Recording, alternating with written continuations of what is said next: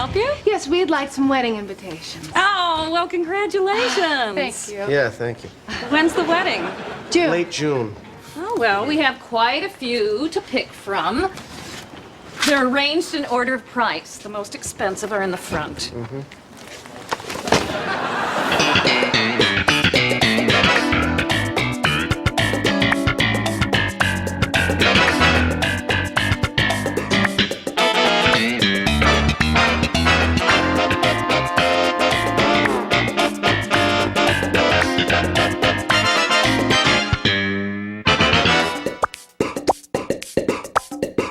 Hello and welcome to Seincast, a retrospective on all 180 episodes of Seinfeld, being hosted by two guys who can barely run their own lives. My name is Vinnie. My name's Matt.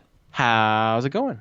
It's going. I'm really excited to talk about this week's episode with you. I've actually been looking forward to it since, we started Seincast. Really? Yeah, this is a big one. It is a very big one. Mm-hmm. It is the culmination of the season 7 arc that began with George stupidly proposing. It started off with the engagement, followed by the postponement, and now here we are at the invitations. Right. Oh, no. I let it slip. Housekeeping. Vinny, how can listeners get in touch with us? They can send us an email at seincast@gmail.com, find us on Facebook, Twitter, Tumblr, Instagram, or they can leave us a voicemail at Coco Bosco. Vinny, what episode do we have this week? We are discussing the 24th and final episode of Season 7, The Invitations, written by Larry David, directed by Andy Ackerman, and it originally aired May 16th, 1996. Right on. So this episode is a big episode. I think when you look at the series as a whole, not only do you have the spoilers, unexpected death of Susan Ross, but it is also Larry David's final episode as writer and showrunner. Mm-hmm. So I figured we have a lot to talk about here before we get started. First up, the big question since this episode aired, and still to this day, what do you think of Susan getting killed off in the way she did? People's reaction?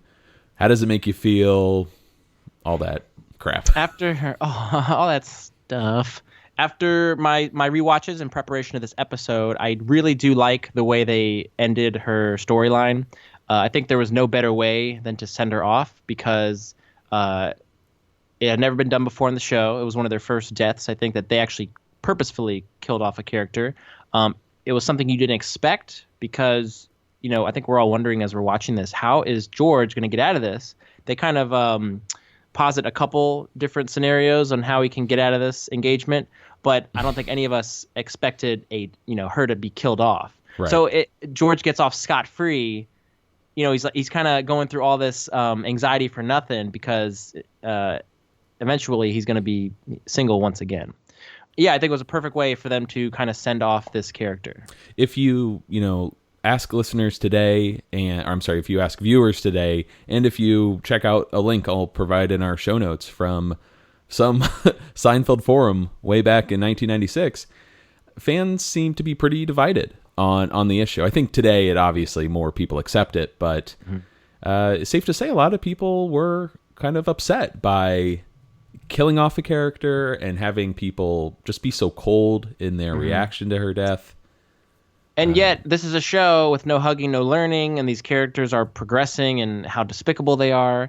But if you go back to 1996, we have known about this character since season 4.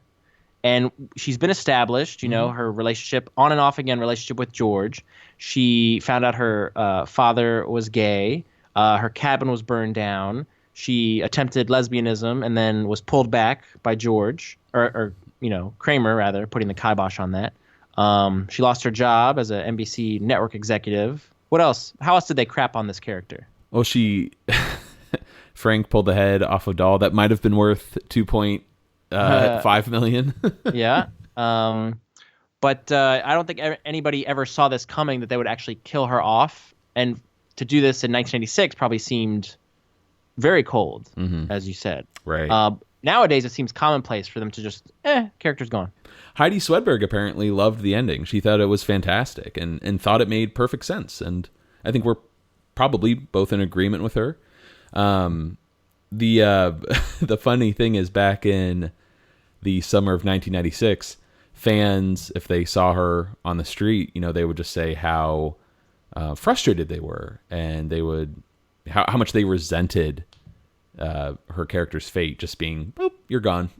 But the one who probably had it worse, I think, was Jason Alexander. Fans actually blamed him for her death. They accused him. They thought he consciously, bought those invitations to kill her, which he had to explain. I hadn't. My character had no idea. He's not guilty of killing. I see no evidence of intent. Right? Not at all. It's evidence of cheapness. The Sixth Sense. But and by no means did he intend to kill her. No. Yet he did hope for a plane crash. So death did pop into his mind, which is interesting. Point. He just didn't be the one to have the plane go down. Right. Well, thanks to the DVDs, we have some audio here of Jason talking about the hospital scene and just how he felt about the characters in that moment. The reason they say he killed her is because I think the coldest moment ever played on a television show was the reaction of George and his friends to the death of his fiancée. And it was unquestionably funny. Wrong and rude and dangerous, but funny. I love those 3 words there. That moment was wrong, rude, and dangerous. I like that. But funny. I do too. Well, again, funny was the ultimate goal. So if it was funny, they were going to keep it in. Right. How did Dr. Wexler describe their group's reaction, George in particular, when he was on the stand? Restrained jubilation. And that's exactly what it is. There is a look that Jason will give. She's gone.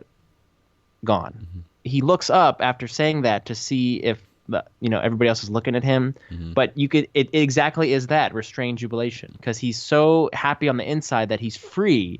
Yet he's got to kind of pay his respects and act as if he's upset in this moment. Well, let's talk a little inspiration for this week. We'll never really know the true motivation behind Susan getting killed off, but it's a mixture of the engagement arc and doing the unexpected, and however much stock you want to put into it, Heidi Swedberg's relationship with the cast. This is something I think we went in depth during our discussion of the engagement.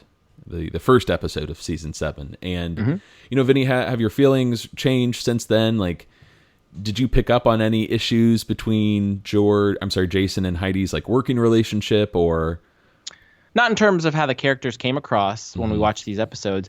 You can see the tension between George, the character, and Susan, the character, but that is how the arc went. He does not want to be in this relationship.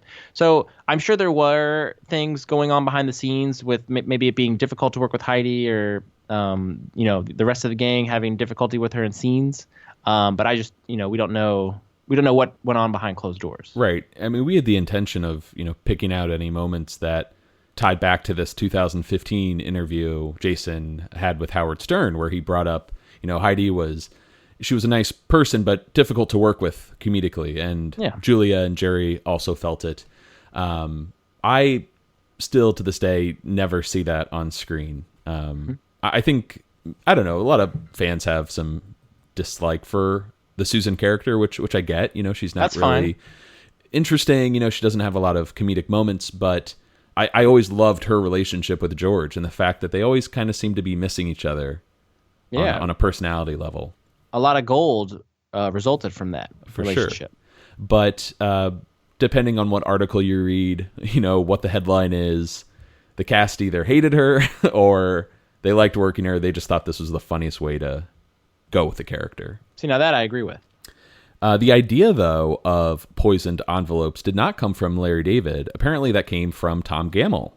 He apparently heard a story about either kids or, someone licking envelopes and dying from the toxic glue. So great idea there. And in the aftermath of 9/11, this episode was pulled from syndication because of the anthrax scare.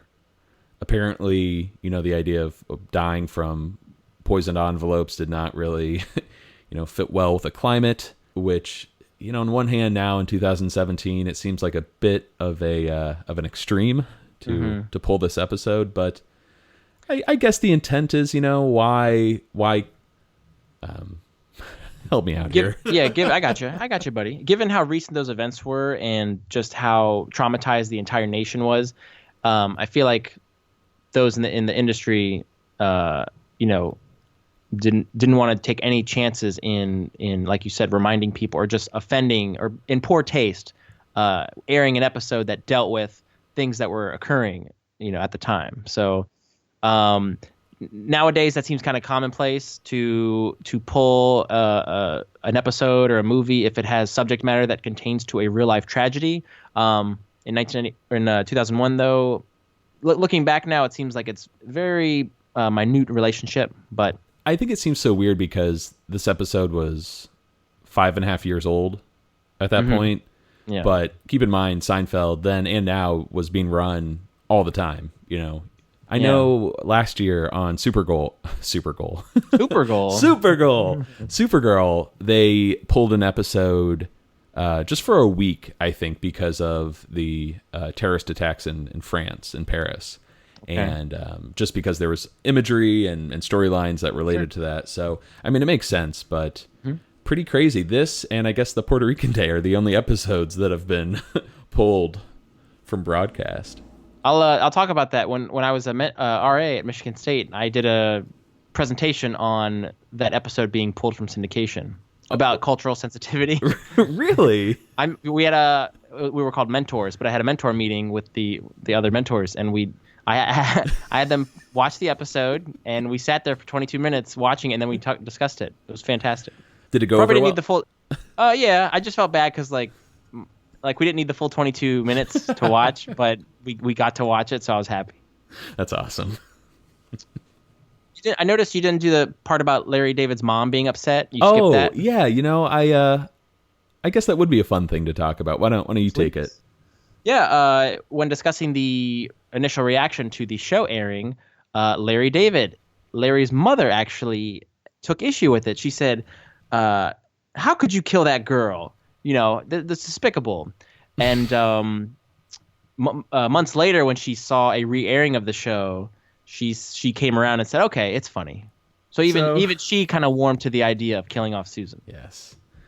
And I actually have an audio bite of Larry David kind of, I don't know, he seems to have some regret killing Susan, years later when he watches the episode, but I'm going to save that clip to take us out this week. Beautiful. At the end. So it's a good little bite there. So skip ahead, 4 hours. But you know who didn't like Susan dying, Vinny? The real George Steinbrenner, which seems kind of random, but apparently in this episode, The Invitations, he was originally going to have a cameo of sorts, playing himself, which sounds insane because we know Larry David, playing the voice of Steinbrenner, Lee Bear, playing the body of Steinbrenner. Good body. So how the hell do you have the real George Steinbrenner playing himself? I think back in season 5, they toyed around with the idea of, hey, could we get a cameo here? But, yeah, once you establish this Larry David character, you can't really deviate from that. So in some weird idea, maybe this was Larry thinking, hey, this is my final episode. I want to do something fun. Let's see if we can get the real Steinbrenner. And they did. They got him to play himself in 3 scenes. I have audio from the first one, which I think is probably the most important scene. The rest is just random garbage.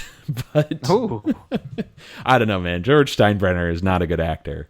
No. Not at all. And you guys will hear this in the upcoming clip. But the 3 scenes he was in, one would take place in George's office when Elaine stops by to talk about being an usher and upset that she's single. Then Steinbrenner would come in and kind of like ask her to go to the wedding with him, I think. And then later on, you have 2 scenes at a restaurant where Elaine and Steinbrenner are on a date. It's very bizarre. They're shot from a certain angle. So, you have, even though it's the real George Steinbrenner, he's like doing the mannerisms of Lee Bear. You see him from behind. So you just see the back of his head and you see him very animated. And he's trying to talk in the cadence that Larry David has established as the voice of the fictional George Steinbrenner on the show. Right.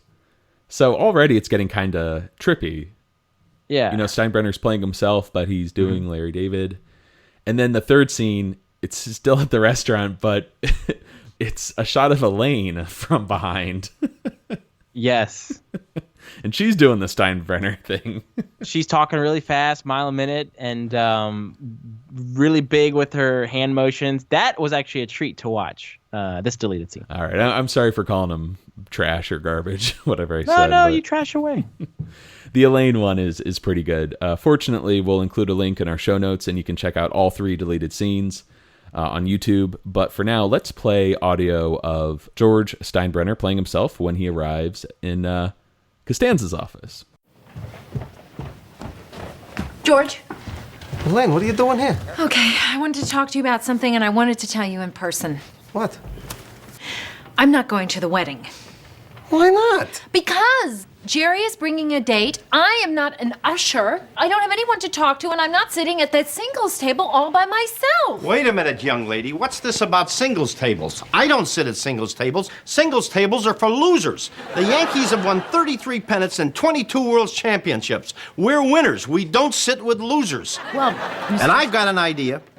You're going to go to the party with me. oh, well, gee. You dance, don't you? Lose a little weight, get yourself in shape, and then when they throw the bridal bouquet, you'll maybe get it. I don't know, mister. Well, I know. You're the cause of all this, Costanza. It's your wedding, so either she goes with me or you're out of here. Yesterday's newspaper.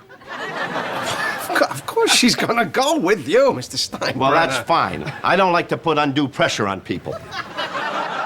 Ooh. You can hear it too, right, everybody? Yeah, I don't know what they were thinking. I think it's one of those like season finale treats, like guest starring George Steinbrenner as himself. It was one of those kind of things. It just doesn't. I mean, my first reaction is, how can you do this? Yeah. When Larry David has already kind of established the canon of being Steinbrenner. Mm-hmm. It seems something that the average sitcom would do, not a Seinfeld would do. And Does that make sense? Yeah. Something like the network executives would be like, let's put George Steinbrenner in the finale, you know? But according to Andy Ackerman, Larry David was so enamored to have Steinbrenner there, and Andy himself thought it was a huge mistake. Mm-hmm. But they just went along with it, and it's great that we have these deleted scenes. But yeah, as Andy Ackerman stated, like it totally would have killed this lore, this beautiful comedic performance of Larry and Lee. Mm-hmm. It would have killed that, and they wouldn't be able to return to it because now you've seen the face, you've heard this different voice and different vocal cadence. So fortunately, like the comedy gods, and because the show was so long, they had to cut a lot of things, and these things got cut. yeah, I think they were sort of dreading this phone call to Steinbrenner telling him the episode went too long, we had to cut your scenes. I don't know. There's some interviews on the DVDs, and I just kind of get the vibe that, despite being producers and directors of a hit show, everyone was not scared of Steinbrenner, but you don't want to insult the guy, right? Well, yeah, they made him fly all the way out there, and he performed, and yet they don't even use what he gave him. Right. So, do you think they also kind of wanted to abide by Larry's wishes and having him on the show? Oh, absolutely. Mm-hmm. I don't think anyone goes out and says that really in their interviews, but when you when you see how bad the scenes are and the fact that they went that far with them, right? I'd like to know, like, did Larry have that same feeling once the scenes were shot? Did he say we can't use this, or did he still want to go on with it? Is what I wonder. I think it would be pretty tough, even from Larry's point of view, to be like, this stuff's great. Mm-hmm. Now, I found an image online. It's like a publicity photo, and I'm not really sure where it's from. It features George in his office, the real Steinbrenner talking to him. I don't think they have the same outfits from the deleted scenes, but in between the two of them is a box for a Major League Baseball All-Star balloting. Okay, that must have been a promo thing for the All-Star game one year. Okay, so what is the voting? What are they voting for exactly? Fans usually can vote for who's going to start in the All-Star game. So that was probably one of those MLB promo things. Got it. Okay, I thought this was another deleted scene. Okay, cool. Let's talk about Larry David 134 episodes, 7 years as the executive producer of Seinfeld, really the brains behind the whole show. We talk about this at least every season, right, Vinny? Around episode 13 or 14, Larry would tell Jerry, I don't want to come back next year. And Jerry would talk him into sticking around. Mm-hmm. And it looks like this year, the 7th season, was really official. You know, he would call it quits.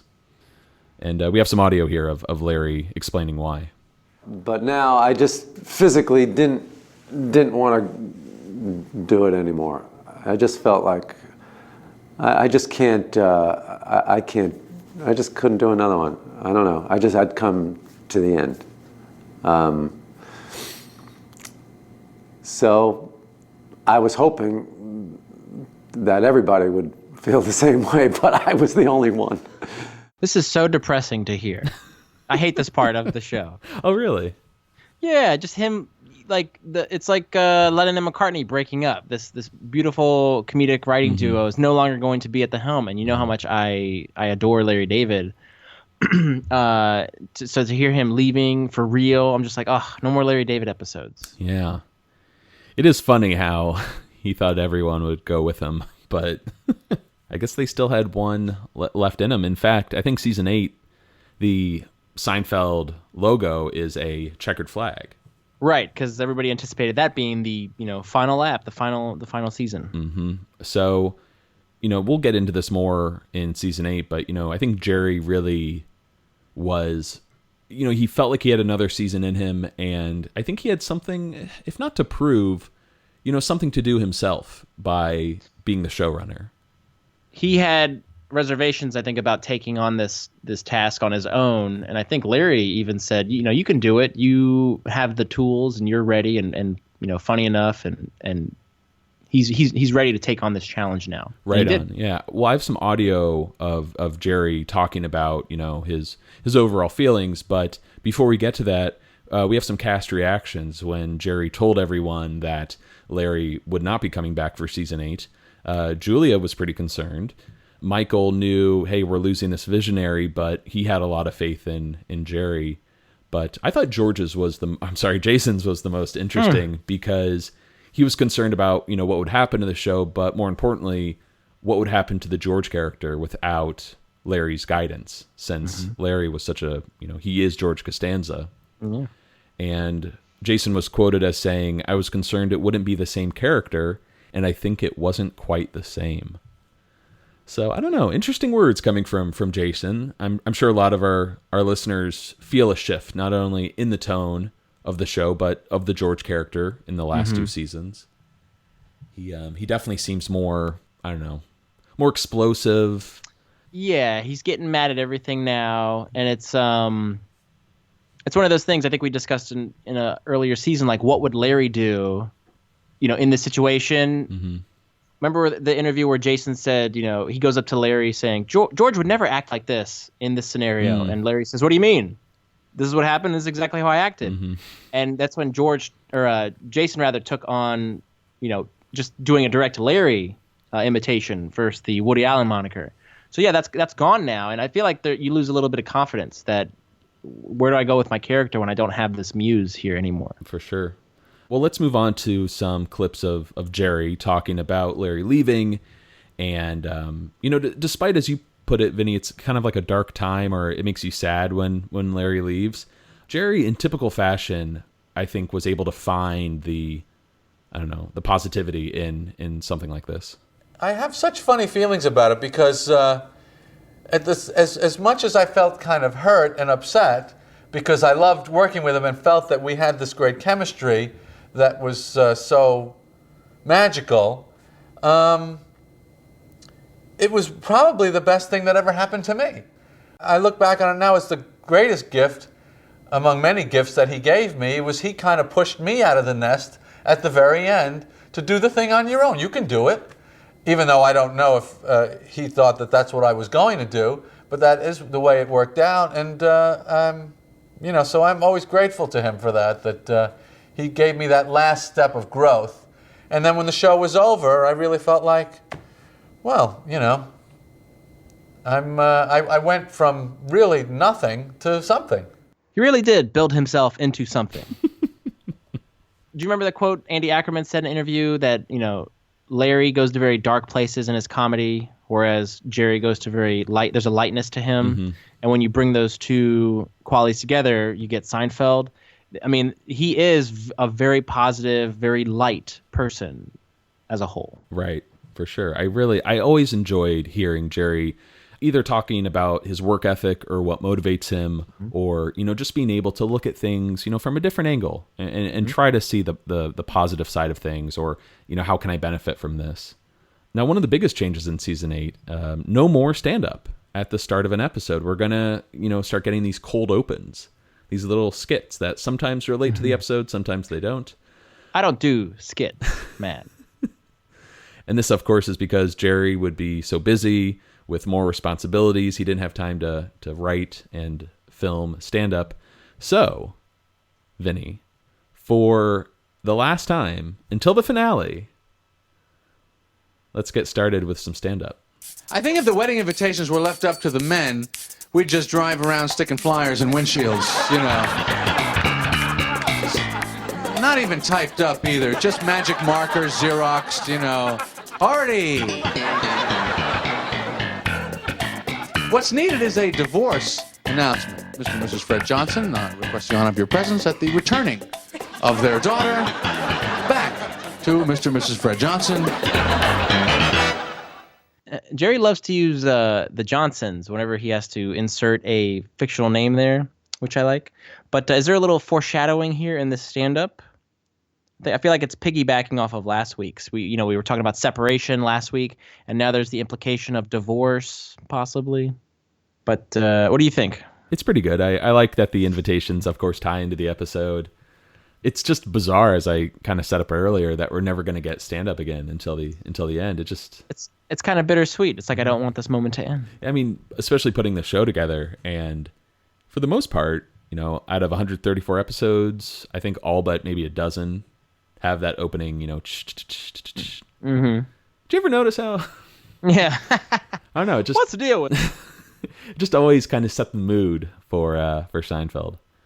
Oh boy. All right, let's move into the episode. We got a lot to talk about this week.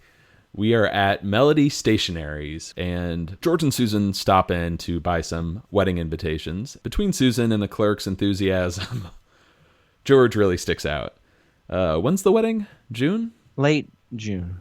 So the clerk drops off a huge binder of invitation examples, which are arranged by price. Most expensive are in the front. So George just flips the book open to the back, which is such a great moment. Mm-hmm. And he gives it maybe, 5 seconds before picking out one on the last page. A few issues. That invitation hasn't been manufactured in years. There might be some boxes in a New Jersey warehouse. But most important, the envelope glue isn't very adhesive. It takes a lot of moisture to make it stick. So we pick up some Elmers. There is something about George's comment. There's some truth to it where he's like, what's the difference? You open it up, you mail it right back. There's some truth to that. But let me contrast that with this. Do you recall when he was buying cough medicine? And Jerry and him were debating. One was made in White Plains. The other one was made in Jersey. Oh. Which brand did he go with? White Plains. Bam. Good point. Yet, I guess it makes sense. He's gonna be putting that into his body, but he's going to be buying cheap stationery from Jersey, which Susan puts into her body and subsequently dies. And he is expecting about 200 guests. So, one of my favorite things about this episode, and just the fate of Susan and whatnot, and how George didn't kill her on purpose. It is totally his fault, and specifically his cheapness that did her. Yeah, absolutely. Probably his most defining characteristic. One of them, at least. And the Rosses will further reinforce that belief in season 8, right? Or no, 9. I think in the. Oh no, yeah, you're right. It kind of to his fake place in the Hamptons. That, we always blamed you for Susan's death. Oh, okay. Let's talk about the Melody Stationer's clerk. She is played by Sue Goodman, which I feel like would be a perfect name for Saul Goodman's wife if he ever got married. Yeah, huh? Come on now. Give it to me. Thank you. She also appears in The Summer of George as the same character, and she was also in Liar Liar and The Nanny, various episodes and characters. I like that they bring her back. That's very appropriate that the season 8 finale mirrors this.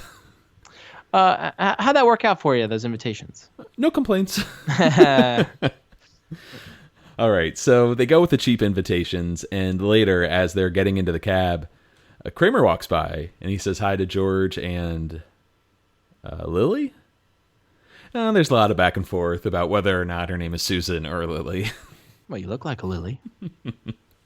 And this had me wondering, how many scenes has Kramer had with Susan, throughout the series? Okay, I mean, he threw up on her, but he didn't really get her name just yet. Right, that was in the pitch. Okay. If you remember in that scene, George is like, and this is Kramer. And she goes, hello. Hello. If you recall, Heidi Swedberg was under the impression that her character would have a crush on Kramer. Mm-hmm. A Kramer crush? And that's why she's kind of flirty with him at first. Yeah. What else? Both in season 4, I don't think Kramer has had a scene with her throughout this entire season. I mean, because they've been in like the same room here or there. Like one was in the video store. But he didn't. Is that the one? Yeah. So yeah, it's kind of the smelly car when he picks up Mona. Technically, they're in the same scene together, and probably more forgettable is at the end of the Bubble Boy when the cabin is burning. My Cubans. Yeah. So yeah, interesting. They don't have any real dialogue exchanges. So it is believable that Kramer would forget her name or believe her name is Lily. So, all right. Let's cut over to Jerry's apartment. Great scene here with George and Jerry. This feels like pure Larry David. It's coming, Jerry. It's coming. What's coming? The day. The day. We ordered the wedding invitations today. Nothing can stop it now. Nothing. It's here. It's happening. Can I do this? I can't do this. Look at me. Look at me. I can't do this. I can't do it. Help me, Jerry. Help me. Why don't you just break it off with her? Tell her it's over. I can't. Why not? Because I can't face that scene. Do you know what kind of a scene that would be? I'd rather be unhappy for the rest of my life than going through something like that.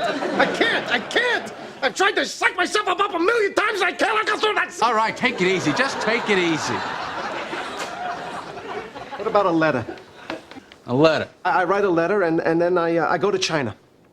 I disappear in a sea of people for like 6 months, a year, just while things simmer down. Dear Susan, I'm sorry. I made a terrible mistake. I'm really, really sorry. That's it? What, too short? Seems a little short. Yeah. You can't go to China. What about your job? Right, my job. So, write a letter and move to another borough. Move to Staten Island. It's a lot easier to blend into a sea of people in Staten Island than China, believe me. Yeah, Staten Island. What about my clothes? How would I get the rest of the clothes? Oh, you come back for your clothes. I'm not going back in there. So forget about your clothes. Well, I'm not starting up a whole new wardrobe now. Look, freedom and no clothes is a lot better than no freedom with clothes. If she would just take a plane somewhere. And what, hope for a crash? It happens. You know what the odds are on a crash? It's 1,000,000 to 1. It's something. It's hope. I love the when he comes up with the letter idea. I'm sorry. I made a terrible mistake. I'm really, really sorry. That's it. What, too short? Seems a little short, yeah. Speaking of that letter that George wrote to her, there was some deleted dialogue where George was going to say, I'll write a Dear Joan letter. Or is it Jane? Is it Joan or Jane? So little joke there that was cut. Nice. And this bit about disappearing in a sea of people, move to China, that was actually intended to be in the ex-girlfriend episode when George was trying to break up with Marlene. That was cut, and then they resurfaced it and used it in this episode, which is kind of cool. Great, yeah. Yeah. I love when we're this far into the series, there's still some, I don't know, either a callback or some, as you put it, like repurposed material. That's great. Old school.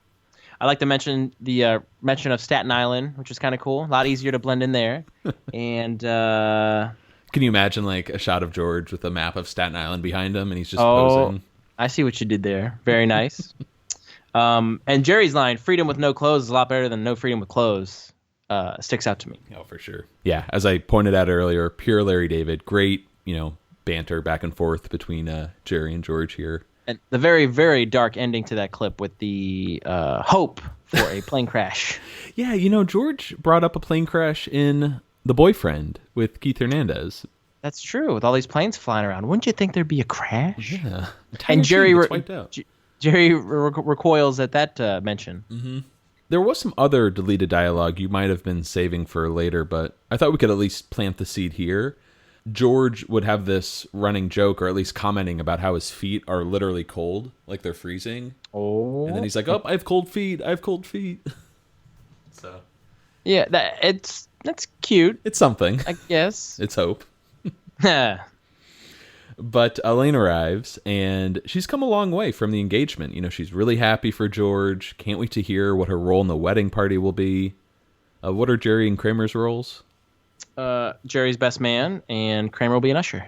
Nice. George doesn't think Elaine is anything since the bridesmaids are Susan's friends. So, what does she say? Like, I could be an usher, like Kramer. And George is like, I'll ask Susan later. You don't ask. You tell. Poke. That line, you don't ask, you tell. It reminds me of last week in the Wait Out when she tells Jerry, you don't try, you do it. That's true. With, what was that that must have had something to do with the Lookners. Mm-hmm. Very assertive Elaine we're getting lately. Absolutely. And I wanted to give a shout out to one of our listeners, Adam, from Trivia, who, I saw him at Trivia the other night, and he's like, I'm surprised you guys didn't make a connection between the bottle deposit and the Wait Out. That line in the Wait Out, you don't try, you do it. That's the same line Tony has to Jerry. When he's like, you've been rotating the tires, and Jerry says, I try, and he says, you don't try, you do it. Wait, where's the first one from? So, in the bottle deposit, Tony says that to Jerry. Then the following week, Elaine says, you don't try, you do it. The same line to Jerry again. I gotcha. She says, I got the loser and I'm breathing new life into him. That's it. Okay. Wow. Well done, Adam. Mm-hmm. It's just a shame we couldn't ultimately see this wedding, because I would have loved to see George next to Jerry, Kramer and Elaine handing out programs. Well, it would have been interesting to see how they went with the George character, her walking down the aisle. What would have his reaction have been? Mm-hmm. Would he have even made it to the aisle? Would he have just ran out the window, Jumped out the window? Mm-hmm. So the guys ask Elaine for her advice. What should a guy do if he wanted to end a relationship with her? Start smoking.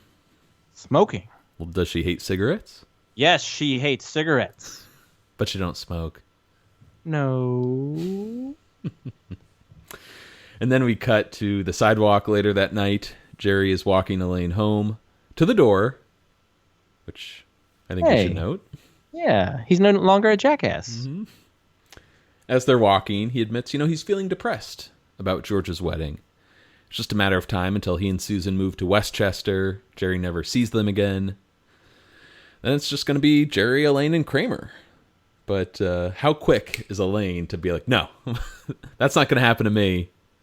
I'm sick of being single. And as she heads into her apartment, she pledges to get out of the game. So Jerry just keeps walking and wonders, wow, what's life going to be like when it's just me and Kramer? Yeah, we get a little vision of the future here. Hey, buddy! Hey, I thought of a great invention for drive. A periscope in a car so you can see the traffic. Now, how are you going to drive while you're looking through a periscope? Besides which, it's not a submarine. There's no room for a periscope in a car. No, you make a higher roof. They're not making higher roofs. Well, why can't you make a higher roof? Because it's a stupid idea. No one's going to go for it. Don't you understand? It's stupid. It's stupid. Stupid. It's stupid. Hey, look out! Oh, my God, are you okay? Yeah. Thanks. Oh, my God, you saved my life. Wouldn't there be some kind of reward for that? Oh. You know, you should be a lot more careful crossing the street, otherwise you could die, if that bothers you. Wow. Oh, see, to me this is a waste. What? The shirt you got on under your sweater. It sits in a drawer for 3 weeks, waiting to come out, and when it finally does, it only sticks up half an inch out of your collar. I'm Jerry Seinfeld. Jeannie Steinman. Hey, same initials. How do you like that? I like it. Okay. Matthew, can we talk about this dream sequence? Because I have Yes. so many questions for you. Well, can I just say Okay, that the fantasy, the dream sequence, is one of my favorite moments in the entire series. It might be a top 10 moment. You've always referenced it, you've always loved it, and you've always done Kramer's The head, the head Yeah. to each side. his head bob. And you have to eat something while you're doing it. Yeah, preferably on a stick. First question, Matthew, and this is, future Seinfeld. Why is Kramer wearing capris? Go. Weren't capris in fashion like 6 years ago or something? I thought it was more of like a nod to, Kramer wearing vintage clothing. They're becoming even more tattered and too small for him, and now they've been relegated to capris. I don't know. Next question: why does Kramer have a little Jerry mullet? I saw something on Reddit that the man bun is the millennials version of the mullet. Oh yeah, I saw that too. So maybe like in a weird way, just Kramer started always, that trend. Well, Kramer had a mullet maybe back in his day, so he's like, I want to feel younger again. Okay. Bring it back. Why does Jerry pronounce it roofs? I think we had trouble last week when we ended the show. I kept saying rough, and you were that's like, right. roof. No idea. That's just Okay. typical Jerry. I'm just picking this thing apart. Why does Jerry have a gold chain and a V-neck on? All right, you're talking a lot about outfits here, and we should give a shout out to Levi Grenevald on Facebook. He breaks down all the outfits. He mentions Kramer's capri pants, Jerry's gold chain. You said the sweatshirt. It's like a V-neck. It's got a little V. I see some chest hair popping out there. Kramer also has a bolo tie on. I noticed it's like a crystal or prism of some sort hanging from his neck. I feel like he's worn that before. Like, what is it? Mackey's back in town. Nice duds. He wore the bolo tie, yes, when he got the suit from his friends. And Levi points out that the boots, the Chelsea boots he's wearing, he Oh, wore yeah. those with the dungarees last week. Oh yes. So he must have had those in the closet. It's just a weird. What's So- her name? Charmaine. The costume Simmons. Yeah, the costume Is it Simmons? designer. She had a lot of fun this week. And Jerry has the half spectacles on to signify that he is aged. And you also see a little bit. Kramer. You also see a little bit of gray in each of their hair, Yes. which I like. Now, I'd also like to contend, though, in that clip we just heard, Jerry says people won't go for a car with a periscope in it, right? Yeah. But I would like to point your attention to Exhibit A, the car periscope episode of Curb Your Enthusiasm. I will try to find a clip online for this. It's probably, there's some references to Seinfeld on Curb, but this is the most blatant. This had to be one of the ones that was in Larry's notebook, and he had it for Seinfeld, and he's looking for something to write about on Curb, and he's like, oh, car periscope. One of our other listeners, Jim K. on Facebook, wanted to know what year we think this is. So, 1996, it airs. What popped in is two. That's going to be two. So this looks like, I would say Jerry's around 55 here. Kramer's 60 is what I'm going to say. Yeah. All right. So like 2008 to 2010, somewhere in there. Yeah, I think that sounds about right. Mm-hmm. Cool. And I made that dumb comment about capris earlier. Didn't people wear capris? Like, weren't they? Oh yeah, people wear them. I just Like- found it funny that Kramer, that's how they tweet Kramer's future outfit is he's wearing capri pants now. That mullet is just disgusting. And what's he eating at the end? It's like a turkey leg? A drumstick, yeah. Oh, God. Love this scene. Good sequence, though, yeah. For sure. Now, we get brought back into reality as Jerry almost gets hit by a car, and he's rescued by this woman, Jeannie Steinman. Hey, same initials. How do you like that? I like it. I think we should talk about our guest star this week, Miss Janine Garofalo. The hilarious Janine Garofalo of SNL fame. Also, Mystery Men, The Larry Sanders Show, Wet Hot American Summer, Reality Bites, a bunch of other stuff. But she's awesome. Yeah, fantastic. And, you know, every once in a while we'll get a girlfriend or a boyfriend for that matter that is just perfect for one of the main four. And she's definitely one of them. She's wonderful. Some cool trivia here. Another actress auditioned for the role who was considered to play Jeannie, Justine Maselli. That name might sound familiar to you guys because she would come back to play Nina in The Betrayal.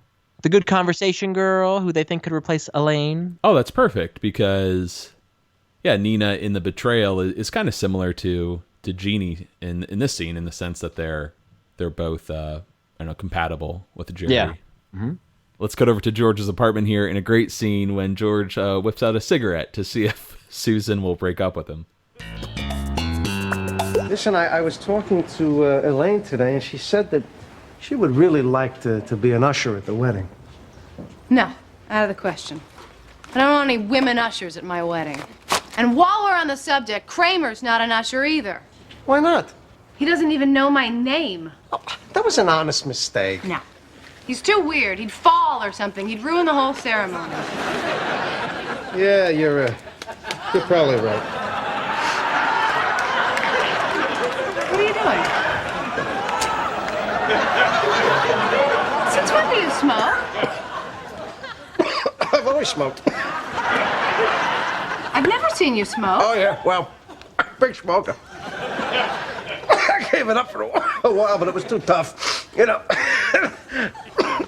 I got the willpower. Oh, I don't like this one bit. Well, I can't stop now. I'm addicted. They got a hold of me. Well, you are going to have to quit. Oh, God. Having a little puff there? Oh, yeah. Big smoker. Man, Jason really committed because it feels like he choked down that cigarette and he was not comfortable, it looked like. But well done. Scene. Yeah, I don't get how an actor does a scene like this. Is he really choking on that?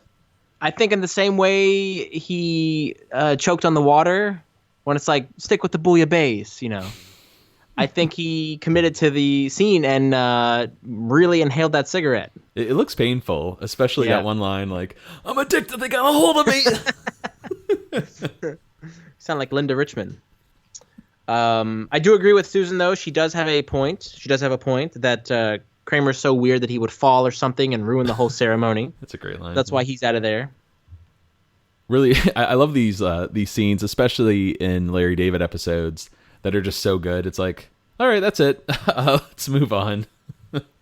You heard it. Mm-hmm. Let's cut over to Monk's. Jerry is on a date, I guess, with Jeannie. He orders his usual, and Jeannie orders a bowl of Cheerios, not too much milk. Okay, 2 bowls of Cheerios. You too. Yeah. So it's kismet, as they say. Was some... Oh, yeah, you know what? Something, sorry, we didn't really bring up during the last scene is not only do Jeannie and Jerry have the same initials, but she also has the same sense of humor with that shirt comment. You know, that shirt you got under your sweater. You know, sits there for 3 weeks in the drawer, waiting to come out. When it finally does, half inch out of your collar. I really like that kind of observation because it ties into Jerry in the pilot. It does, and I think, correct me if I'm wrong, but I think her observation is actually part of Jerry's act somewhere. I think. Really? Okay. I could be wrong, but it's resonating with me that I think that is part of an old stand-up routine of his, which kind of makes sense that she would have that same outlook. Oh, for sure. Just another example of how perfect they are for each other. I got more examples for you. In the Monk scene, they actually cut. When Jerry and Jeannie arrived, they pondered where they wanted to sit at Monk's, and they both agreed on the booth. Big surprise. And they came to the conclusion that they both want a booth in their homes. Jerry would say, you go to a coffee shop, everybody wants a booth, but in your house, you only have tables. It's strange.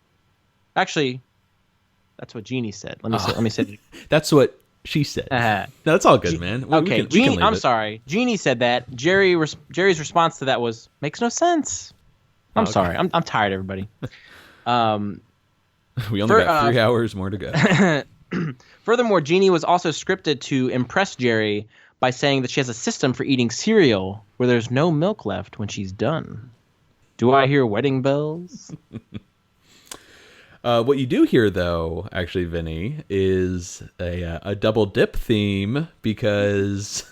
Roll it. Okay. You double dipped the chip. Double dipped? What are you talking about? The actress who plays the waitress appeared in an earlier episode, actually multiple episodes. Yeah. She was Whose the NBC... receptionist was she? Russell Dalrymple.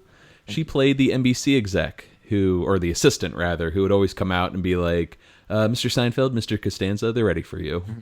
So either she quit her job and became a waitress, or she's a double dipper. So. Mm-hmm. Yeah, that's Julie Claire, and she was previously in The Pitch, The Ticket, and The Virgin. Nice. As well as 2 Curb episodes, The Beloved Aunt and The TiVo Guy. All right, let's cut over to Jerry's apartment. He's spread out on his couch. He's swept off his feet when Kramer arrives with big news.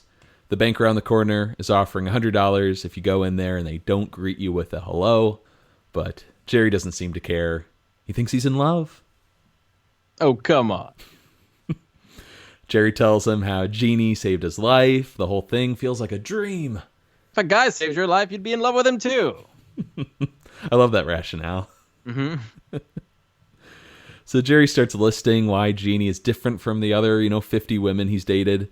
She's just like him. She talks like him. She acts like him. She orders cereal in a restaurant. They have the same initials.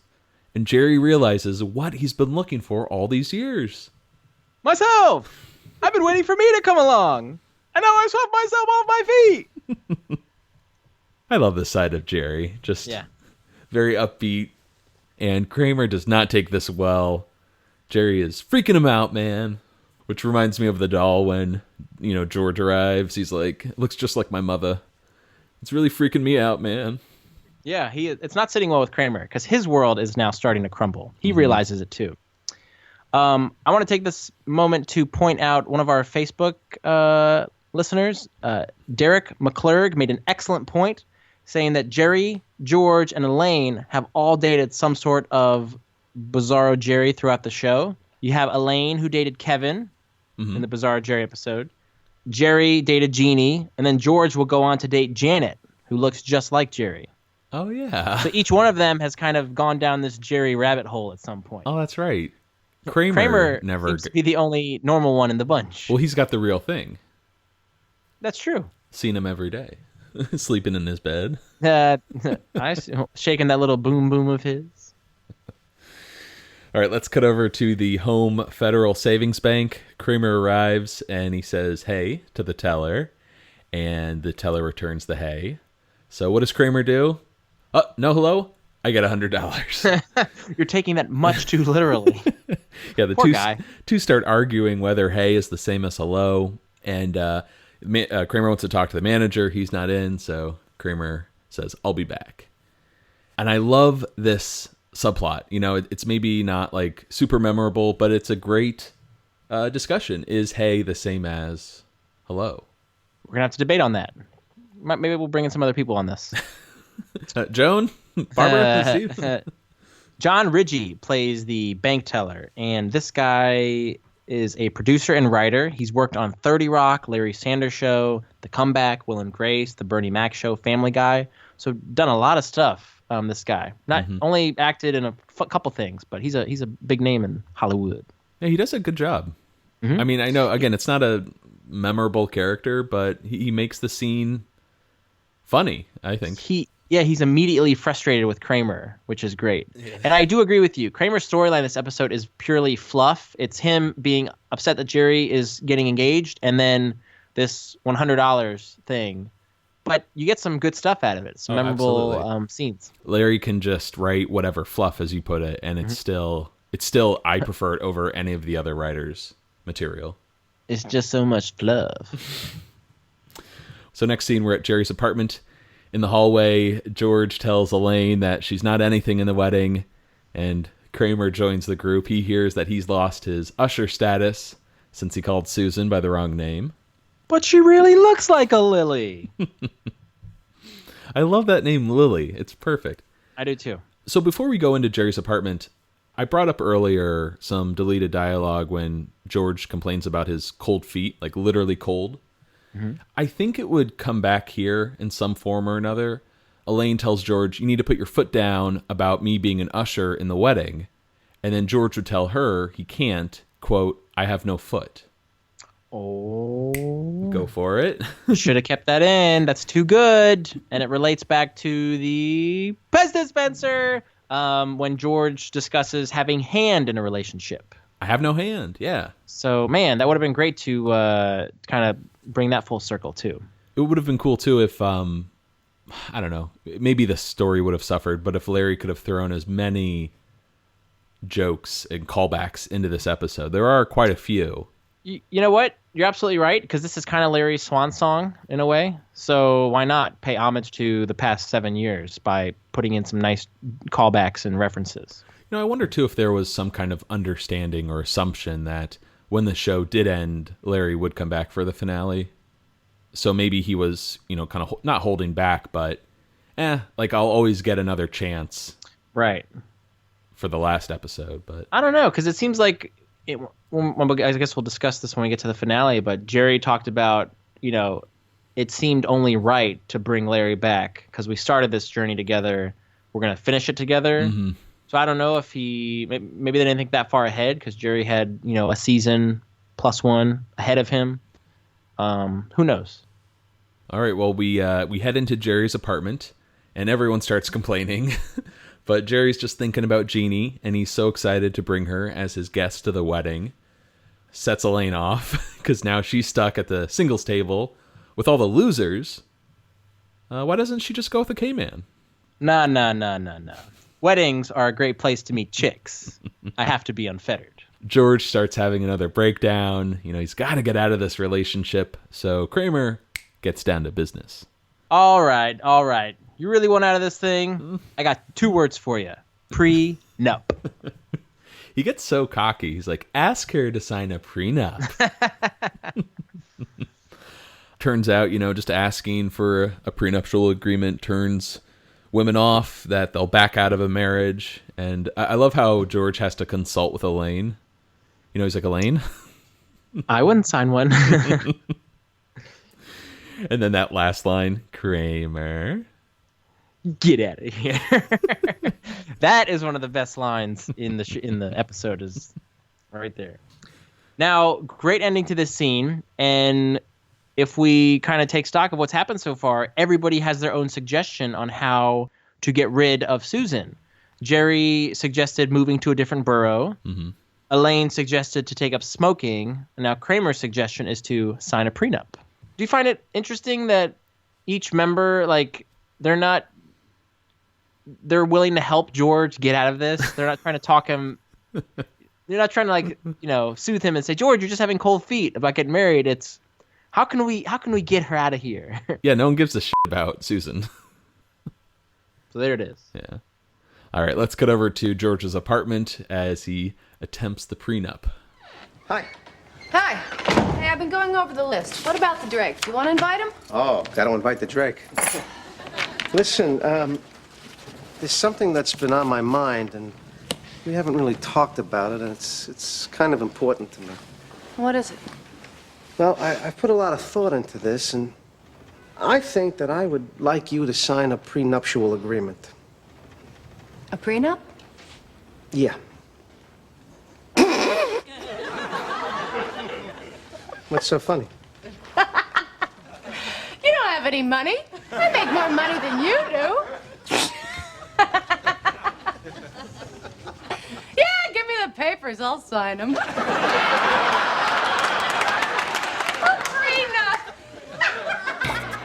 I'm glad that Heidi has some, like, funny material this week. Yeah. Mm-hmm. You know, as she signs off. I see what you did there. Sign off. Very typical of Seinfeld to misdirect us like this, and yet we're still surprised. I thought she would be upset with the mention of a prenup, and sure enough, she has enough money. I make more money than you, you know, like, of course she would just throw it in his face. I'll sign your damn prenup. It's great, and has me wondering, I think we brought this up before, you know, what does Susan do exactly for work? she has a very, she has access to family wealth. Agreed. She seemed to be well off and very independent when she was working as an NBC exec. But when she lost her job, it doesn't seem to help that, or it doesn't seem to hurt that her family comes from money as well. For sure. Great callback to the Drake at the start of that clip. That's right. One of those references you were talking about earlier. And speaking of which, don't you recall the last time we talked about the Drake? What did George say? Oh, he hates the Drake. Oh. So why is he getting invited to the wedding? Maybe he's not thinking about it. He's like, how am I going to bring up this prenup? Okay. It's like, no matter what, I always bring you down. No, I'm joking. It's interesting that he's warmed to the Drake. Oh, sure. Well, we get an act break, and when we come back, we are on a date. Oh boy. Jonathan Wolfe, everyone. Jerry and Jeannie are on a date of sorts, and we get this nice montage. There's the walk in the park, hand in hand, as they step over a homeless man. And then we're in the supermarket, cereal aisle, which is a great image, right? All those different colors and box designs. And, they've each got their respective cereals, but it looks like Jeannie is convincing Jerry to get some marshmallow alphabets. Oh. What does Jerry normally eat? Well, we heard them order 2 bowls of Cheerios. Okay. In the future, he'll get a big bowl of Kix. Or no, in the big salad, he got a big bowl of Kix. And we've seen people snack on honeycomb. Okay. Kramer's asked, "You got any Double Crunch?" Yeah.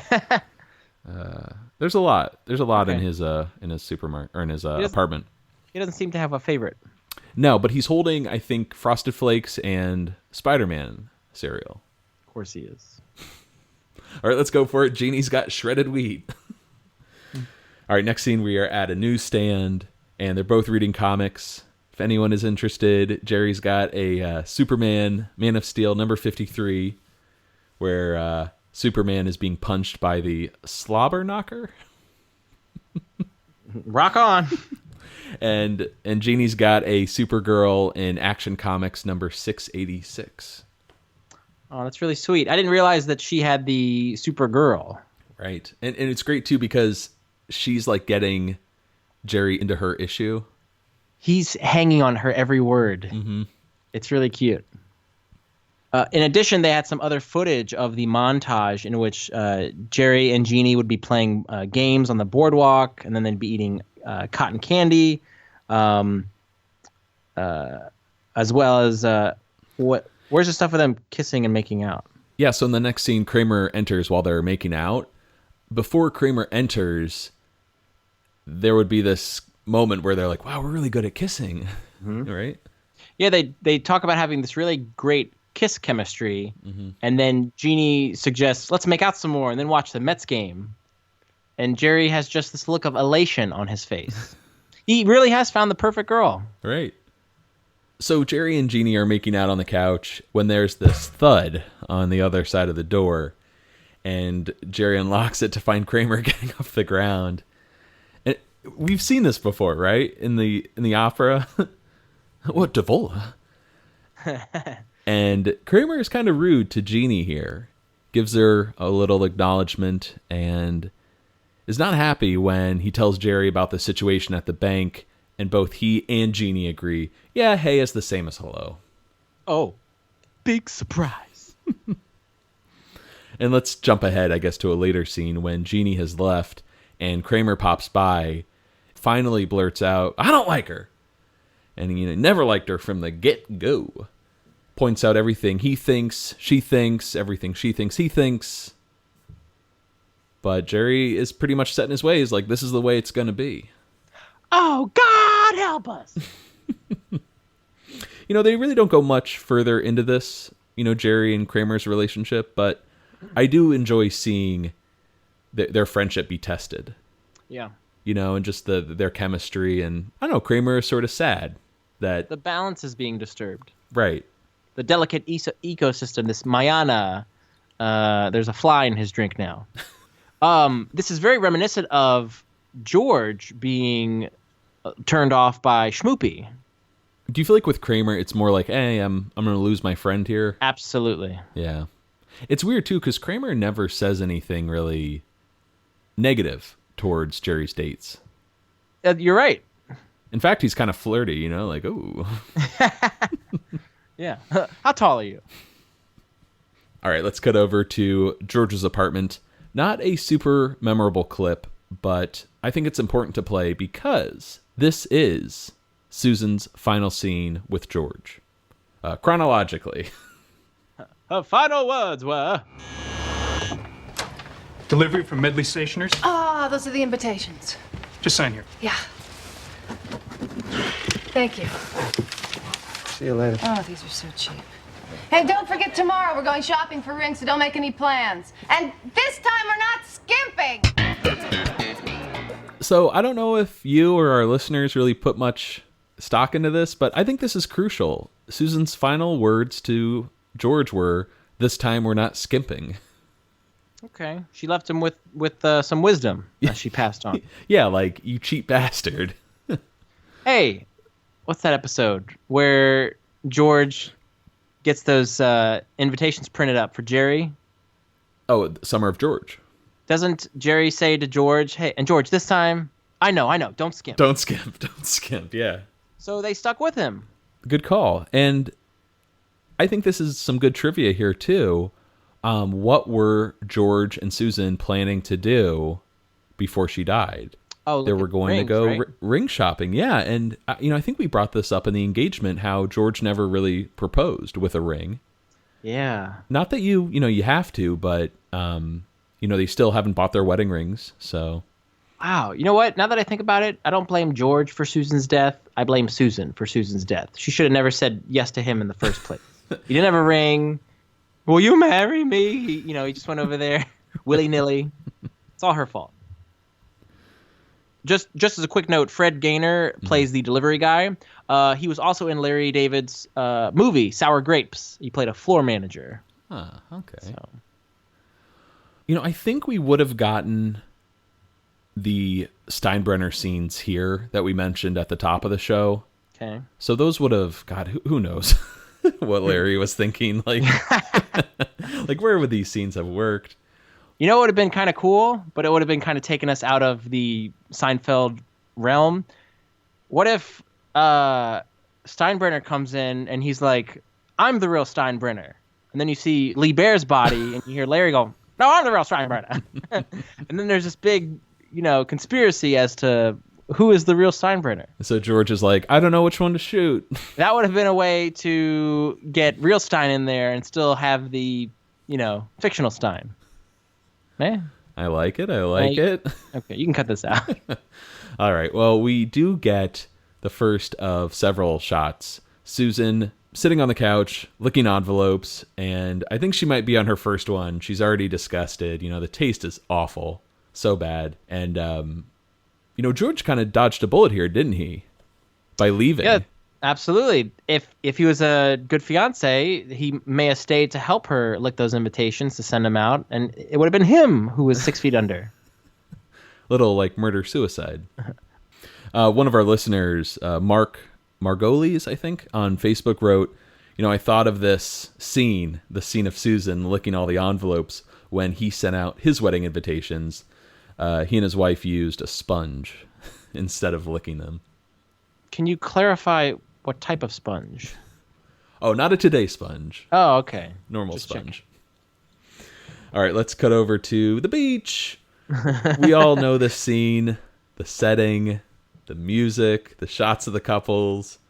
And then, Jerry's sitting there just looking at everyone, and he sprints off, running through some, some seagulls or pigeons there. This looks eerily familiar. Yeah. That's probably because it's the same scene we saw in the engagement when George was pontificating life. You see Jim Lansbury, second AD, Christine Neihart, the script supervisor, and Tim Kaiser, post-production producer. So all Seinfeld crew members, donning their Yankee hats and looking like New Yorkers, but in LA. Yeah, it's a great little callback. Let's cut over to George's apartment and check in with Susan again. How's she doing over there? Not too good. She's sweating, moving a lot slower, can barely put up with the taste. Why doesn't she just stop? You know? Like, she must really want to get married. Yeah, she's committed. Let's cut over to the Federal Home Savings Bank. And Kramer, here we go, meets with the bank manager. I was in here the other day, and I went up to that teller, and he didn't say hello. Well, you are entitled to $100. That's our policy. Yeah, but he wouldn't give me the money. Mm-hmm. Jim, can I see you for a second? Yes, can you give me a minute? Yeah. He'll, be right over.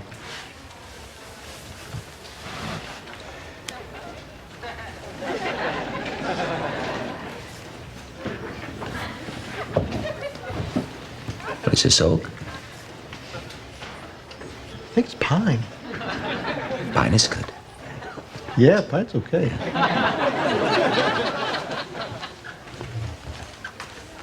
You wanted to see me? Yeah. Jim, a man here says, came in the other day, you didn't say hello? No, that's not true. I said hey. You know, like a friendly greeting, hey. Yeah, but that's not hello.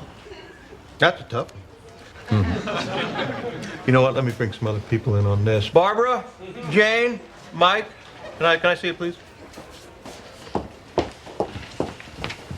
How you doing? What's happening? What's up? Can you excuse us for just 1 minute? Just 1 minute. Thanks.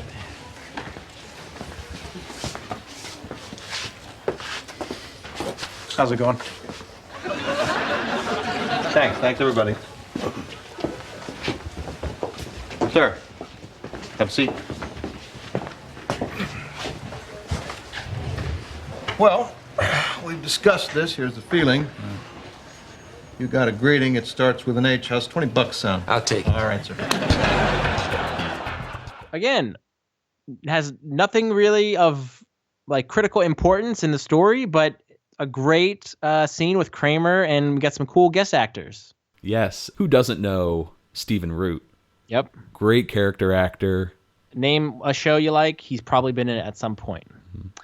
He plays Mr. Lager, who is the manager of the bank. But, you know, the big things he's been in: Office Space, Dodgeball, King of the Hill. You got any favorite appearances by him? Well, most recently I saw him in Jordan Peele's movie Get Out, which so good, man. One of my favorite movies of the year so far. Also, Catherine Keener is in it. Oh. From The Letter. And I did not know he was still acting, but Richard Hurd, Mr. Wilhelm, is in it. Really? Yeah. Wow. He looks great. Sounds the same. What's his name in the movie? Tanya? That's a big spoiler, Vinny. I don't want to. Okay. I don't want to ruin it, but the sunshine carpet cleaners do factor into the plot. One day we will do the cleaning. What about you? Do you have a favorite role of his? I mean, I'm an Office Space guy, so Milton's my man. Yeah, that blew my mind when I found out like he was playing a character. Like I thought the guy. Yeah. I thought Milton was like really like that. Right. For years, I'm like, oh, that poor guy. So we can actually point out some of the bank staff, which I think would kind of be cool for you to do with one of your ID rounds in trivia. You have 5 to 6 members here with names. You could do a whole, what is it, Federal Savings Bank round? Yeah, it's enough of the bar already. Okay, all right, I'm done. Yeah, some nut back here, some nut. Sorry. So writer Carol Leifra plays Leifra? Barb. Oh God, Carol Leifra plays Barbara. We should let our listeners know that I mispronounce so many words, and Vinny always calls me out on it, and I always try to cut it out because I'm like, oh, that's a horrible moment, but. Sorry, Carol Leifra is. Okay. So Carol Leifra, God damn it. Yes. You're in my head, man. Carol Leifra plays Barbara. How you doing? And then there's Jane, although that actress doesn't have a credit. What's happening? And Mike is played by Spike Feresten. What's up? And finally, you have Bill, is played by writer Andy Robin. How's it going? That's a good trivia question. What do all 5 bank tellers say? Yeah, so you said earlier that the scene, Not super memorable, doesn't really factor into the plot, but great scene here. Mm-hmm. Some great filler. I love the conversation between Kramer and Mr. Luger. Passing the time. Is this oak? I think it's pine. Pine is good. And even the bank teller making his supervisor wait. Can you give me a moment? Yeah. It's great. It's good stuff. It's kind of a shame that Stephen Root didn't get a more memorable or interesting character. Mm-hmm. But even this, just these boring, ordinary lines, I think he just makes them very funny and very memorable. Agreed.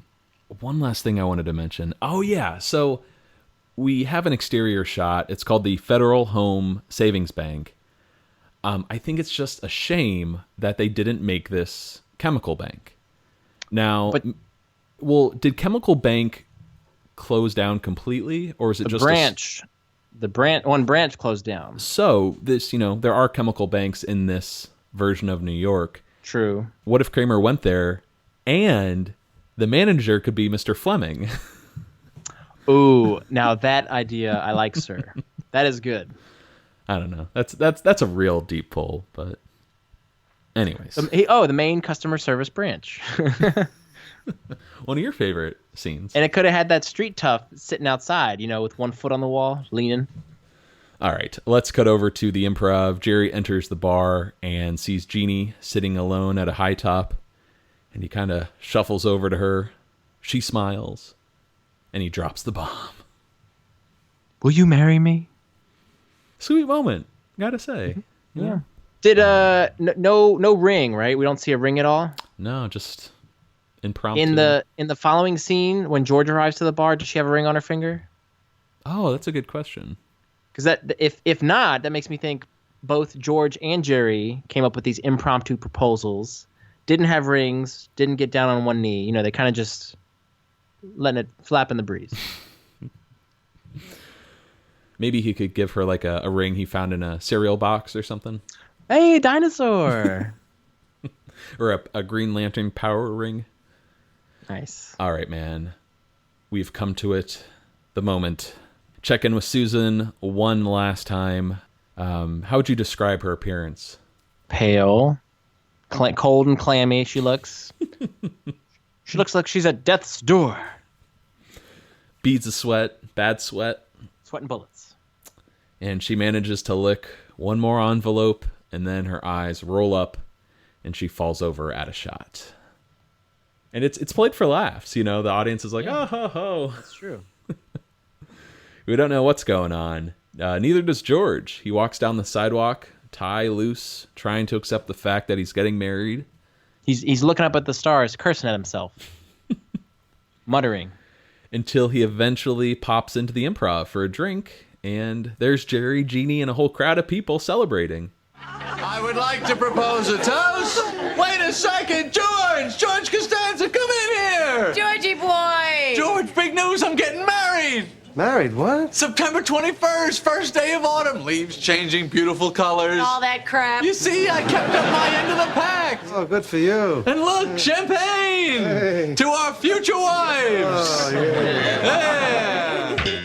This is a nice warm scene, despite somebody just dying. But it's sweet. Jerry's proposed. I love that Jeannie called him Georgie boy, filling in each other's sentences. September 21st, first day of spring or autumn rather. Leaves changing colors, all that crap.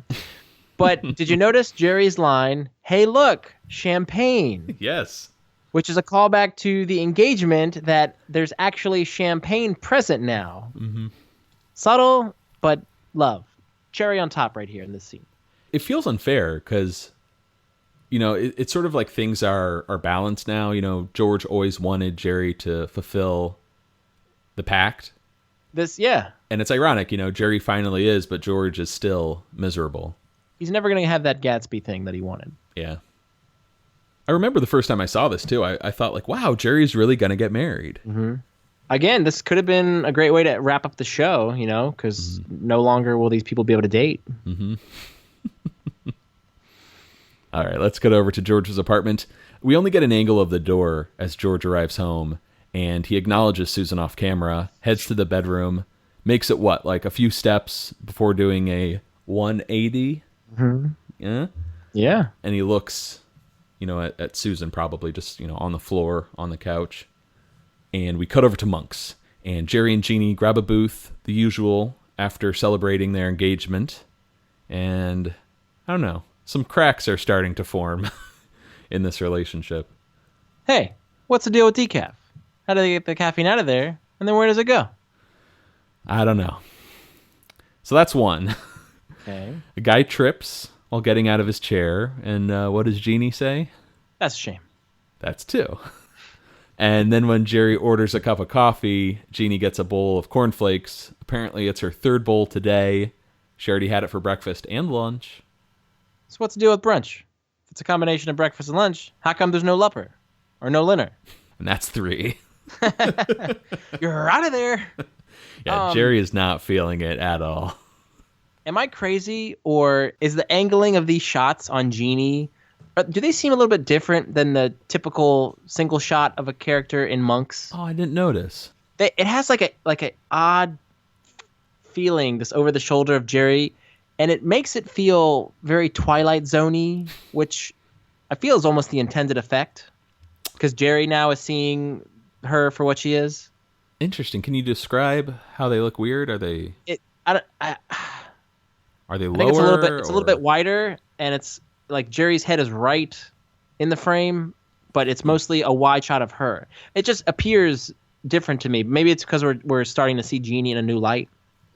Wow, that is deep. And that's definitely a question for Andy Ackerman. Maybe he chose to tweak the typical Monk shoot to make you feel a little off. But I mean, everything is conveyed perfectly in this scene. Jerry is just having that doubt, that cold feet, like we saw with George. You better get ready. I am ready. You're wearing that shirt. And I guess we had 3 strikes there. There was going to be a 4th strike. At the end of the scene, there was going to be an old woman complaining to the cashier, most likely Ruthie Cohen, about an overcharge on her bill. And then Jeannie was going to turn to the old woman and say, shut up, you old bag. Which could have been like the coup d'etat, like the final straw that did it. Right, and that's the second, I think, bit of deleted dialogue that would have been a callback of sorts. So yeah, it does seem like Larry was trying to celebrate, a lot of highlights from the Get him in series. there. Now, I mean, we're talking about a lot of deleted stuff here. It almost seems like they were getting close to that. Could this be a 2-parter, maybe? Or maybe or have to extend it, rather? Right, and, finales have been hour-longs before. The pilot from season 4. Was that it? Never mind. Yes. And I guess the finale. So, yeah, there really aren't a lot of hour-longs. But, I don't know, considering how the pilot wrapped up so much from season 4. Yeah. And just like season 7 was wrapping up a lot, I could have seen this, be an hour long. Yeah, they just could have reinforced the Kramer storyline, or boosted that up in some way, or Elaine's for that matter. Elaine doesn't really have a lot going on, but it does seem like we're talking about a lot of things that were cut. Yeah, I wonder if there's a whole Steinbrenner stuff too. We are just like a week or 2 weeks past the bottle deposit. Maybe it was just too soon to have a 3rd hour-long episode this season. It's what we call overkill. It's what we call psychotic. All right, let's get over to Jerry's apartment. He is in the same position from before, spread out on the couch, but this time, he's looking anxious. Frank just called me. Congratulations. Thanks. Look, I'm sorry about before. I mean, I'm sure I'll learn to like her, Jerry. Yeah. Come on, what's the matter? I think I may have made a big mistake. Oh, come on. No. All of a sudden it hit me. I realized what the problem is. I can't be with someone like me. I hate myself. If anything, I need to do something the complete opposite of me. It's too much. It's too much, Kramer. I can't take it. It's too bad you got engaged. Yeah, too bad. So when big news breaks, Frank Costanza calls Kramer to alert him. Yeah, maybe he has like a weekly phone call with Frank. I thought that was kind of interesting that Frank would be the one to call, not George, but his father.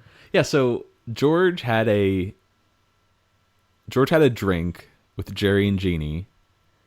He called his parents from the bar. Jerry's getting married. But that is good trivia, actually. Who told Kramer that Jerry was engaged? Mm-hmm. And did you notice when Kramer says congratulations, he smacks Jerry on the foot? Oh no, I didn't. It's a cool little move. Mm-hmm. Probably the biggest takeaway though from this scene is that last line when Kramer's like, "Too bad you got engaged." Yeah, too bad.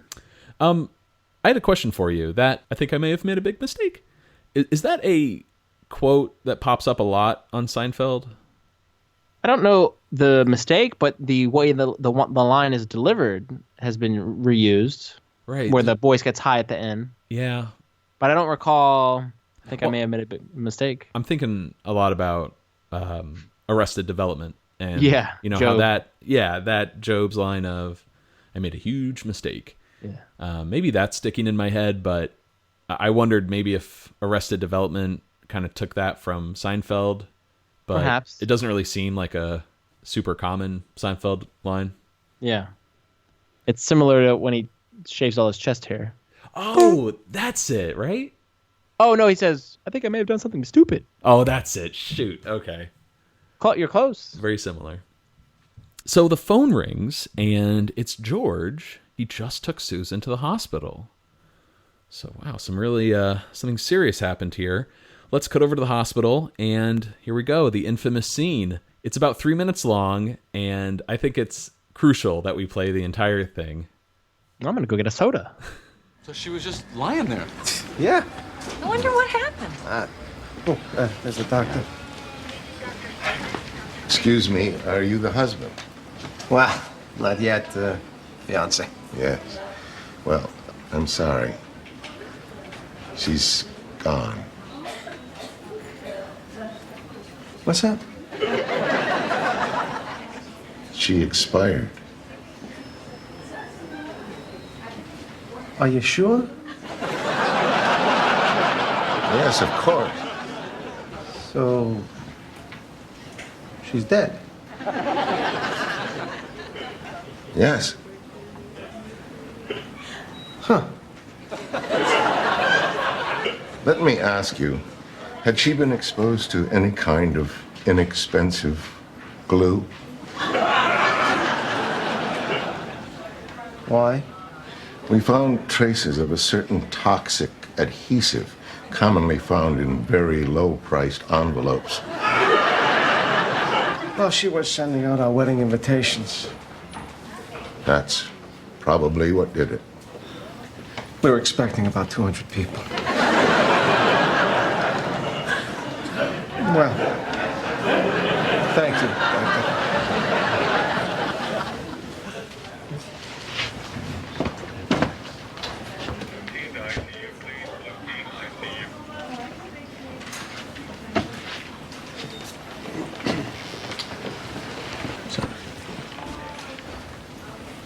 She's, gone. Dead? I'm so sorry, George. Yeah, me too. Poor Lilly.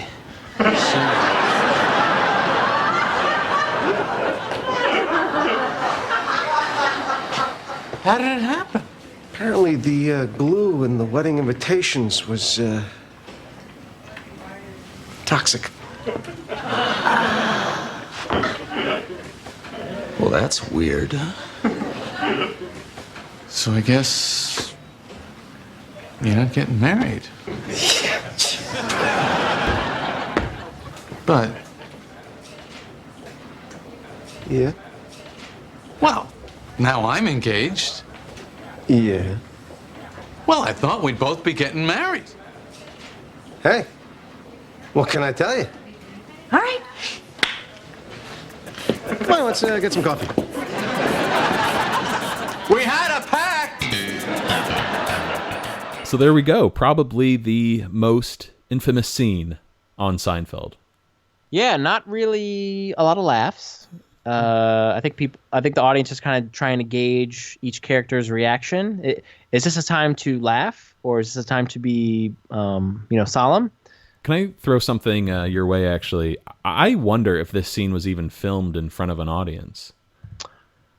Oh, good point. Because so the Seinfeld set and the monks, those were always in front of the audience. But I just wonder if this was shot, on either without them or on another date. I didn't think of that. You're right, because maybe they wanted to convey that it's really walking a line of being a humorous situation, and yet somebody has just died. Well, what I'm trying to say is, like, with the audience laughter, it seems, and this isn't a criticism, it's just an observation, or an opinion rather, that the laughs are placed there strategically by the producers to help us, the viewer, kind of know what's supposed to be funny. So it's okay to laugh at this? Well, have you ever seen those clips of, like, sitcoms with the laugh track taken out? Yeah. And it's just very eerie and odd. This is such a serious subject.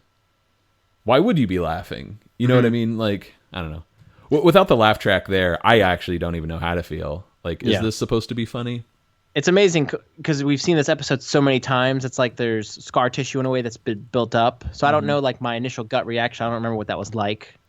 I really just marvel at the way Jason plays it in the scene, and the rest of the actors for that matter. But the way Jason has to appear as though he's upset, and yet he's also got to convey to us that he's secretly, so happy, like relieved to be out of this engagement.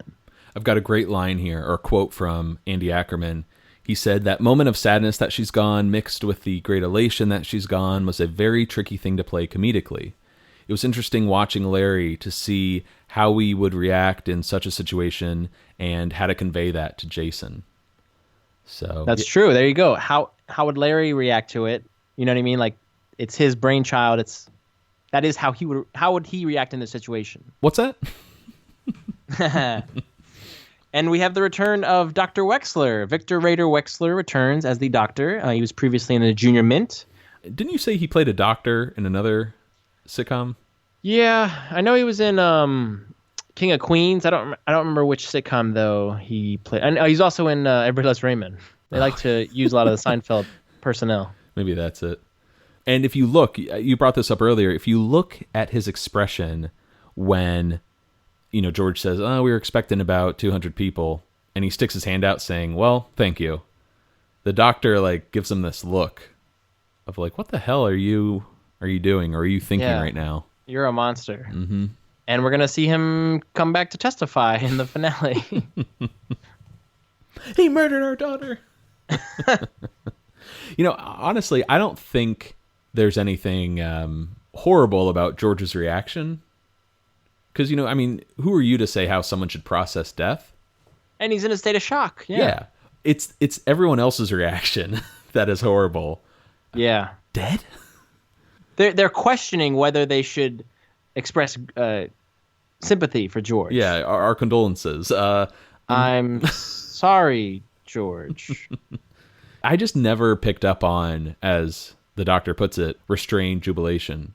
You don't see that? I don't. I'm still trying to see it, and I definitely think it's there, but there's a moment where George looks up at the ceiling and he kind of bites his lip, and I think he stomps his foot maybe. Mm-hmm. When he says, "So I guess you're not getting married," he has his hands in his pocket and he goes, he's looking up. I think that's the moment for me where he's restraining himself. I need to revisit this scene. It's really that Elaine line. I think that's the worst, because she's like, question mark? Yeah. But George obviously seems okay, because at the end he's like, all right, let's get some coffee. Yeah, right back to Seinfeld as usual. Yeah, of course. And Jerry left standing there. We had a pact. Great ending. Mm-hmm. But it doesn't end there. We cut over to George's apartment. How perfect is this final scene over the credits? Icing on the cake. Yes. George sits on the couch, right where Susan was poisoned, and calls Marissa Tomei, our guest star from the Cadillac, And he reminds her who he is, tells her, hey, I'm not engaged anymore. She died. Toxic glue from the wedding invitations. Anyway, I've got the funeral tomorrow, but my weekend's pretty wide open. And I was wondering, hello? Didn't you find it funny how, like, again, this is like TV logistics, but Dr. Wexler, they already knew the cause of death was toxic adhesive from the from poor invitations. It's just funny how, like, normally it's a toxicology report, takes like 4 to 6 weeks, and they pinpointed it. He's like, I've seen this before. A few of our listeners have brought it up. You know, why isn't the invitation company held responsible for this? But yeah, technically George could sue, right? They could have used that as a launch pad for season 8 for George to enlist the help of Jackie Childs to sue Melly Stationers. Yeah. No? It's pretty dark, too, for George to be like, to pretend how much he cared about Susan. It is. But, hey, actually, he kind of does that with the foundation, so yeah, may she rest in peace. Exactly. Yep, wouldn't put it past him. And so I cannot sing enough praise for how they ended the show with both the scene in the hospital as well as this little closing credit scene with Marissa Tomei. The first thing George does with his newfound freedom is call Marissa Tomei. Yeah. It's just like so well done and well crafted. But we should note, though, that this engagement story, the very one that he's telling to Marissa, it seems to have turned her off, right? However, when Jerry is telling the story to the focus group down at Monk's, how does that make you feel? More likable, less likable, as likable. More. Less. Same. Are we about through here? So it's just kind of interesting how, like, Jerry's going to use this story later on for his personal gain, and yet it's falling on deaf ears with Marissa Tomei. And also, George uses it for his personal gain when he has the my dead fiance, may she rest in peace. Absolutely right, with Jillian's photo. Yeah. Cool stuff. Yeah, good stuff. Should we move on to ratings and reviews? Yeah. So, what do you think? So, Matt, are you in love with this episode, or is it stupid? Oh, I love this episode. Big fan of it. In fact, something I wanted to ask you at the top of the show, how does it measure up to the other season finales? Is it one of your favorites? Is it in the middle, towards the bottom? I'd say it's probably in the middle. It's a fine episode. Remind me, let's go through them all again. All right, so from the beginning, or from season 1, you've got the stock tip, then the deal, the keys, the pilot, the opposite, the chaperone. I'm sorry, I always do this. The understudy, the invitations, the summer of George, and the finale. So opposite being number 1, obviously. I do like the understudy a lot. I like the pilot. I feel like, and I love the deal. And then you got so those would be in my top half. And then the middle would be invitations, keys, stock tip. And stock tip would be on the bottom. And I'll reserve. Yeah. Well, Summer of George is a great one too, but we haven't gotten to it yet. But that would probably be in the top one as well. I'm blown away, man, by you saying that. I thought this would be in your top 3, at least. It is for me. Yeah. I wasn't, when I'm watching this episode this week, I'm enjoying it, but I wasn't getting that same feeling of, like, gaga when I watched other episodes in the past. Okay. I don't know why. Might just be the day. This episode is sort of overshadowed, too, by Susan's death. You know what I mean? It's kind of hard to maybe enjoy the entire episode when you're just waiting for this, this iconic thing to happen. But, I would definitely put this up at the top with the opposite, the pilot from season 4, and this one in my top 3. Okay. As finales go. But, season 7 as a whole, I think this is definitely in the top half. I don't think it's in the bottom half. In fact, I despite all of the callbacks to the engagement and the postponement, I prefer this over the first 3 episodes, all written by Larry David. Really? Yeah, that run that we kind of we had fun with. It's kind of like a trilogy of sorts. I love this one so much. And wow, okay. It's weird. We talk about this a lot on Seinfeld. I don't always enjoy the origin of things. I kind of like the callbacks to those things. Okay. The Cheever Letters over the Bubble Boy. Yeah. The pilot finale kind of wrapping up that whole season. I love what they did with Susan. I think it's great. I never took it as serious. It's like, ooh, that's messed up. What they did to that poor girl. I think it's just so shocking and really helps shift gears into the next 2 seasons, which are going to be darker in a sense and wackier and more unexpected. Yeah, they're definitely going to be out there. But what about you though? Like, other finales aside, what did you think of this episode? I thought it was very good. It just like it didn't have me cracking up, you know. For me, Jason stole the show in this one, and how I think he had a really tough task at hand to play this role of George, to go through these different emotions and have to like restrain himself at times, even though we as the audience may perceive or think we know what he's thinking. He did such a good job. And then like look at the smoking scene, how he just like committed and went for it full. I love the Jerry and Jeannie bit. I feel like a lot of people didn't see them getting engaged. You know, that was kind of a cool twist that. Yeah, you know, you've done it again, Larry David, to make us think one thing, and then boom, now Jerry's getting engaged. Kramer's storyline, again, I said it was fluff, but you got some really good stuff with Stephen Root and the rest of the gang at Federal Savings Bank. It's Chemical Bank from now on. Okay, all right. Oh, it's Chemical. Elaine's storyline seemed to be the weakest, and even with the stuff that was cut out for the Steinbrenner stuff, like I really didn't care for what she was bringing to the table, right? Which is a shame, but overall it was a fine episode, I thought. I'm kind of getting that feeling we had during the earlier seasons when some characters might have been forgotten. You know, like Elaine didn't really have much to do this week. Kramer gets fluff, but I love the episode. You know what I mean? It's just one of those things I can't explain, and maybe I'm a little biased because this is Larry David's last proper episode.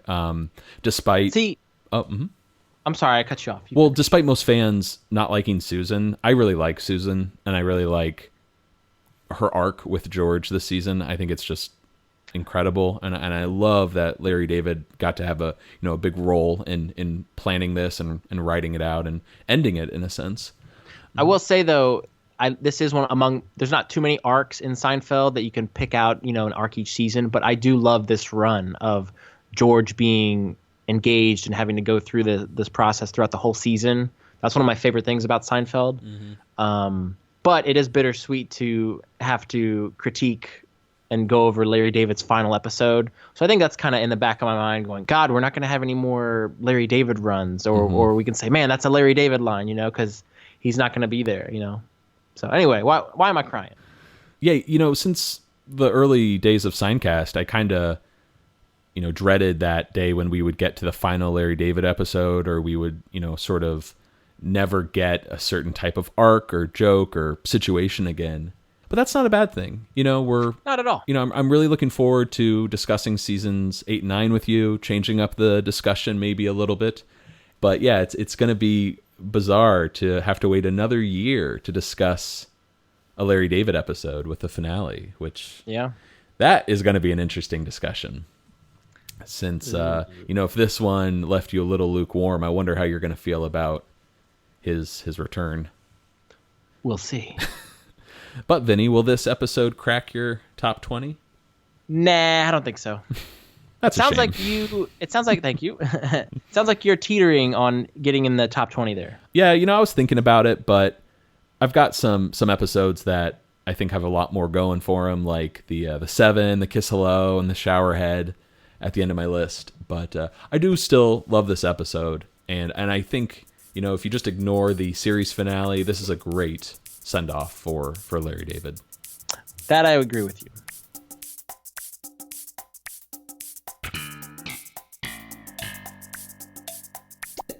All right, that's going to do it for us here on Seincast this week. Thanks for joining us for another season of going over Seinfeld episodes. Please feel free to send us an email at seincast@gmail.com. Find us on Facebook, Twitter, Tumblr, Instagram, or leave us a voicemail at Coco Bosco. And for any of our longtime listeners, what's coming next. We've got our Season 7 recap, where we're going to discuss some of our favorite moments, characters, episodes, and play your voicemails and read your emails. More details to come in the next few days. But for now, I'm Matt.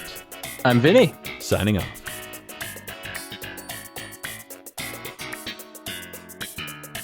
Seincast is not endorsed by Castle Rock Entertainment, Sony Pictures, or NBC. It is intended for entertainment and information purposes only. Seinfeld, the Seinfeld logo, and all names, pictures, and audio of Seinfeld characters are registered trademarks and/or copyrights of their respective trademark and copyright holders.